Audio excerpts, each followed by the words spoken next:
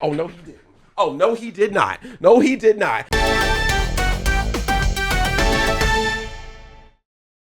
What's up, it's Andre, and it's time for another WandaVision recap. We're talking about episode 6. So, spoiler alert, if you don't want any spoilers, you've been warned. You can jump out now, you can go watch the show and come back.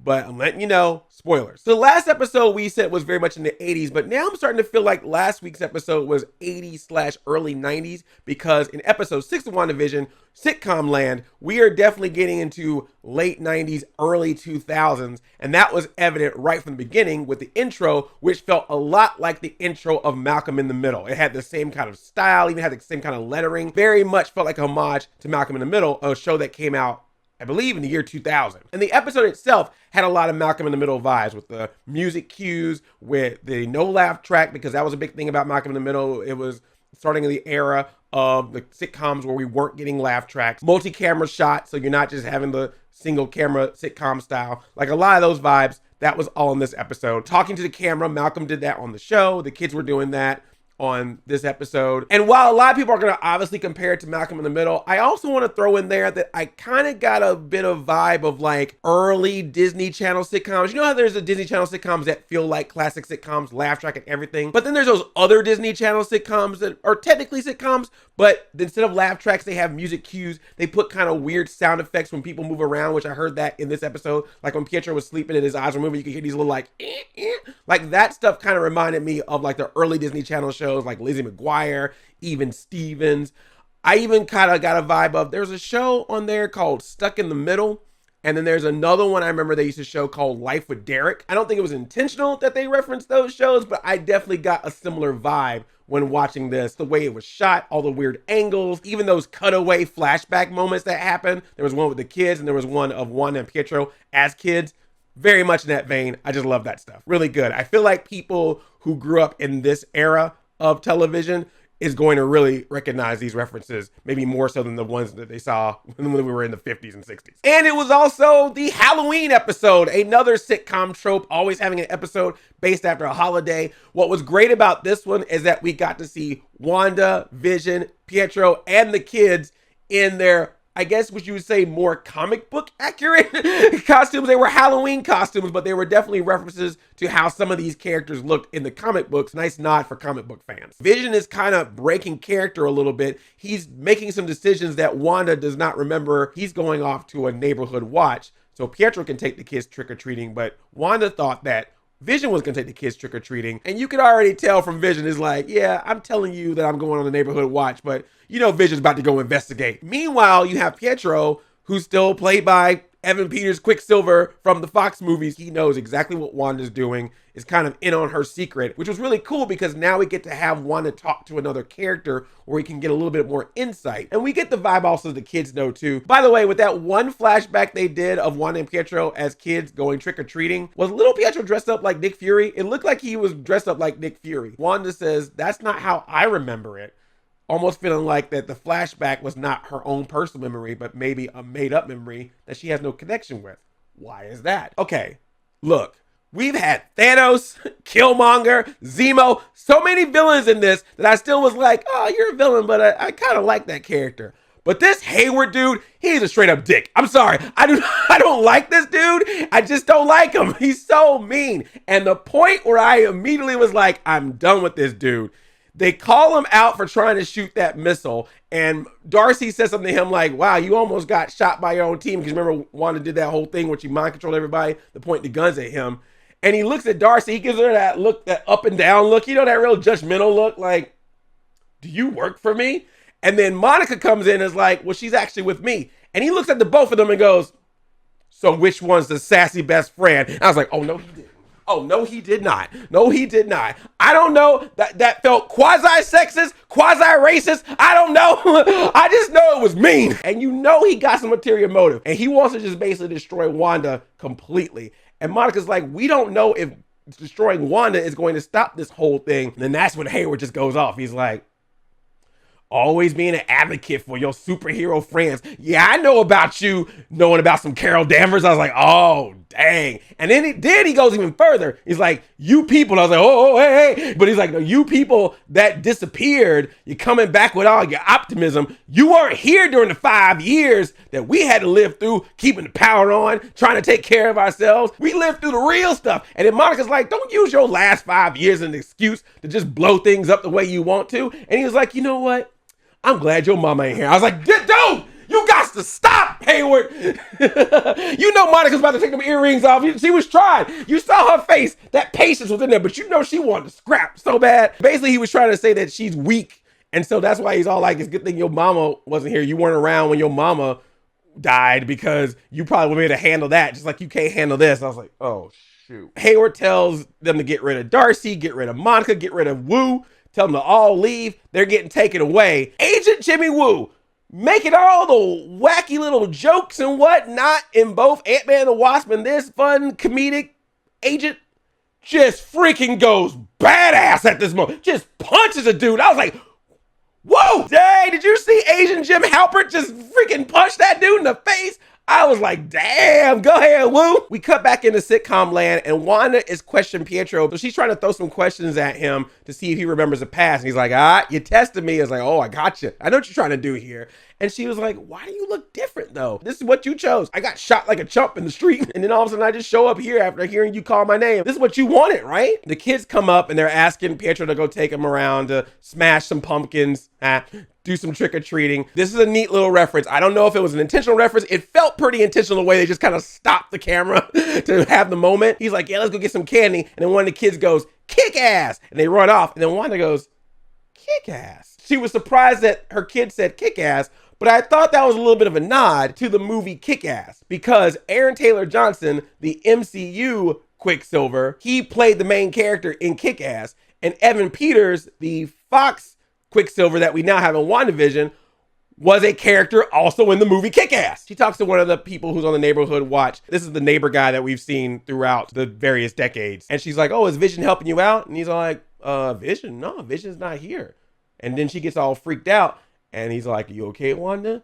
And then what I thought was very interesting, he goes, do you need anything changed? And I was like, oh, okay, so he knows what's up. Of course, Vision was not on neighborhood watch. He was trying to get to the outskirts of the city. And when he gets to a certain part of the town, he notices that people are just in a loop. This cuts to the saddest part, I think, that I've seen in this entire show. There is this woman who's trying to hang up Halloween decorations. And because Wanda is not near her area, it's not where the show is being filmed, quote unquote, she's just in a loop. She's just in a constant loop doing this, trying to hang this thing up. And then you look at her eye, and this tear just slowly starts to come out of her eye as she keeps going in this one loop the entire time. And I'm like, this is the saddest thing ever. Oh my gosh, I'm about to cry. And then WandaVision was like, oh, you think this is the saddest thing ever? Check out our commercial this week. Okay, so this commercial messed me up because on one end, it is a sad commercial when you really think about it. But on the other end, it is the coolest freaking commercial I think they have done, because for all this time, we have been referencing hardcore primetime sitcoms, primetime television. But the commercial we got this week was a straight up Saturday morning, weekday afternoon. You watch during the cartoons. It was done in claymation animation style. And it's this little kid on an island and he's all sad and he's all like, I'm hungry. And then a talking shark shows up. You know we in Saturday morning commercial land when you talk about a talking shark showing up. So we got a talking shark pop up with sunglasses. Dang, this is great. And he's all like, hey, dude, I was just like you. I used to be hungry. Then I got some of this. And he pulls out this yogurt packet called Yo Magic.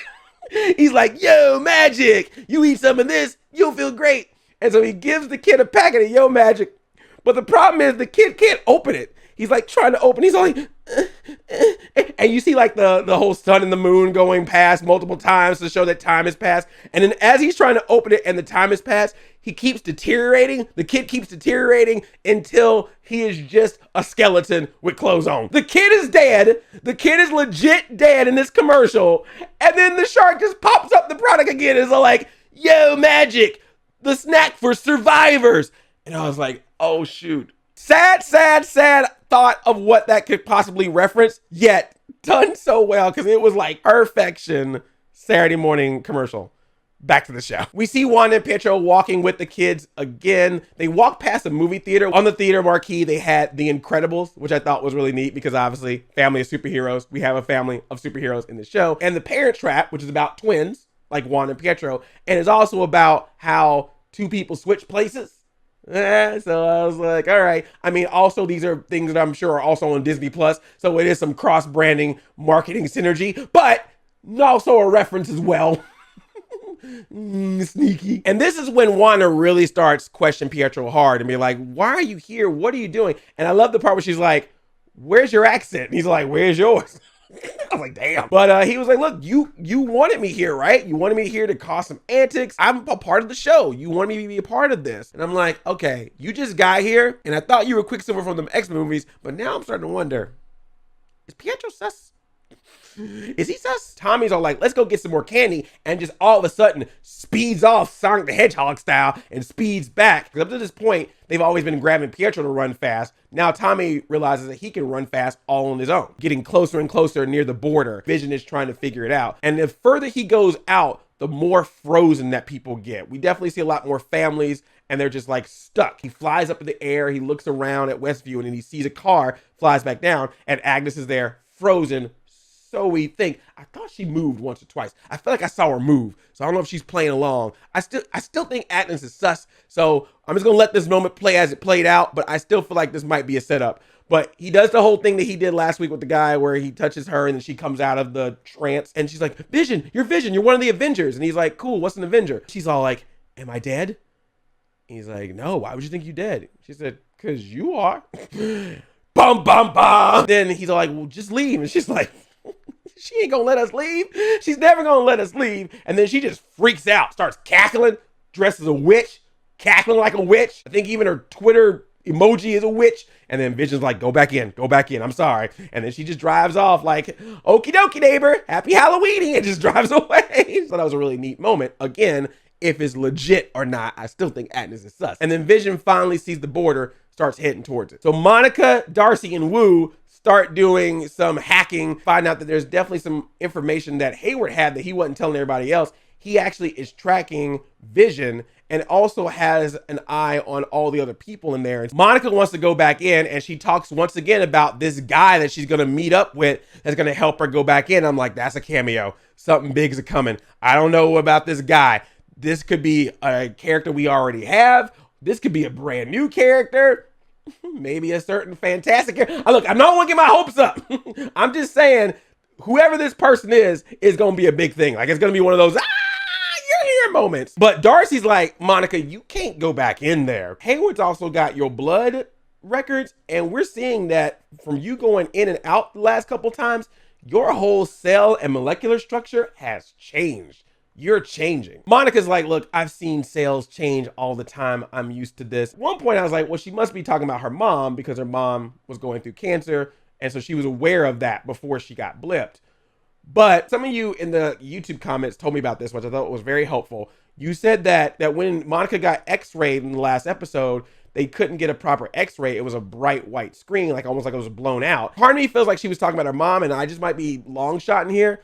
But I was also like, is she also talking about herself? Like, is there something about her body that she's not telling us yet that we need to know? Pietro and Wanda are talking yet again, but now the tables are turning. Pietro is asking Wanda the question. Basically what he's saying is like, I see, Wanda, that you're trying to find the most ethical way to do this kidnapping of an entire town that you can. Because he mentions like, I see that you kept all the couples together. You kept people in mostly the same jobs. You even gave some people better jobs. You kept the kids away from it until the Halloween episodes so they can go out trick-or-treating. I see you trying to do this in the nicest way possible. And she's like, well, you think what I'm doing is bad? And he's like, what you're doing is amazing. You used to just float in the air and shoot little red sparks. Now you freaking taking over entire towns. And then he leans in and goes, how'd you do it? And I was like, Pietro is sus. Why does he want to know? Why is he just trying to extract information about Wanda's power? I don't trust him. Then we get this nice emotional moment where Wanda was like, I don't know. I was alone. I just felt so lonely. And then all this happened. She had this great emotional moment, and then she turns around and freaking just like Dead Vision, we got that jump scare with dead Pietro grayed out, his eyes are gone, and he's got the bullet holes remembering about how he got shot. Vision is trying to break through the barrier, and of course, no one can leave. So as he keeps trying to break through, like all his different parts are starting to come apart. Here's a great freaking CG moment. Like this was like movie level quality here, where you start seeing like pieces of him break, and he's like hurting, and he's all yelling at the sword agents, save them, save the people. Darcy even runs out like, help him, what are you guys doing? And they're like, get her, and they grab her and handcuff her to a truck. Cut to Billy. Billy can actually hear what Vision is saying. So now we see that Billy has powers as well. He runs up to Wanda and is like, I think Dad's in trouble. And then Pietro was all like, this was messed up. He's all like, don't worry about it, sis. It's not like your dead husband can die twice. Right when he said that line, Wanda freaking blast that dude across the room. Don't you talk about my man like that. This moment happens, and I was like, oh my gosh. Wanda freezes everything. Her eyes turn red.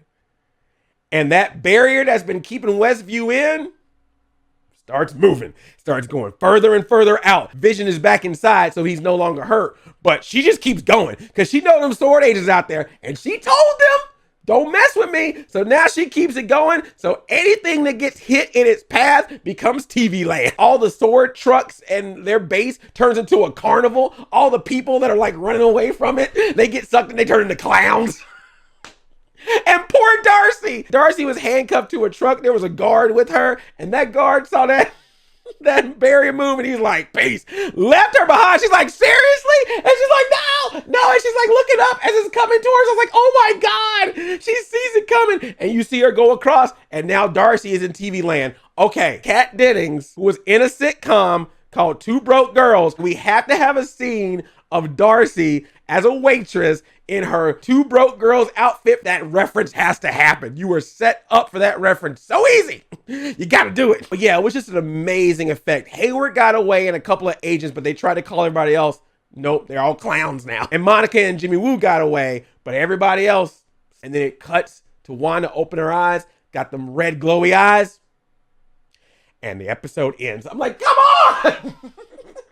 These 30 minutes are killing me. Dude, this show is just so good. Everything was on fire with this. The sitcom references were really good. Like I said, it was very much Malcolm in the Middle. Somebody working on the show is a big fan of Malcolm in the Middle, or Malcolm in the Middle deserves a check for this entire episode. Some more Marvel stuff also going well, and a lot of spooky stuff with this too. I mean, it's the Halloween episodes. Let me know what you thought about the episode. Let me know what you think about WandaVision as a whole, and who do you think that person is? Who do you think that Monica's going to meet up with?